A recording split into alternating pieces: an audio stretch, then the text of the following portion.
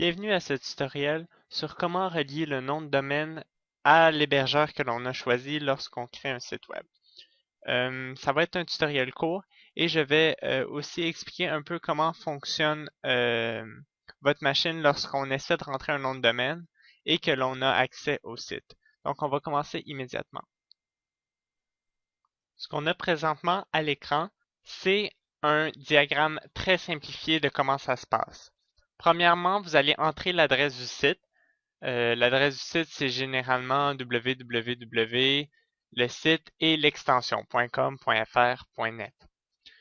Cette adresse-là va être envoyée dans l'Internet, donc c'est plusieurs machines, plus précisément à un serveur DNS.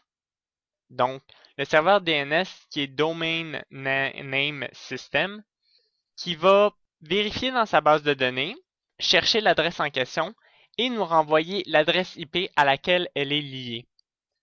L'adresse IP nous est renvoyée à la machine, puis de notre machine, on rentre l'adresse IP et on peut directement accéder à notre hébergeur, l'hébergeur en fait du site que l'on veut visiter. Vous aurez bien compris que le DNS doit pouvoir identifier quel nom de domaine il associe avec quelle adresse IP et c'est nous qui va devoir le lui dire, une étape très simple que l'on doit effectuer lorsque l'on a réservé nos noms de domaine. Donc, je vais vous montrer ça à l'instant. On commence par se rendre sur notre site où l'on a réservé nos noms de domaine. On choisit le nom de domaine que l'on veut éditer. On fait Edit DNS. Ici, présentement, j'en ai deux. Je vais en choisir un. Je vais faire Edit DNS.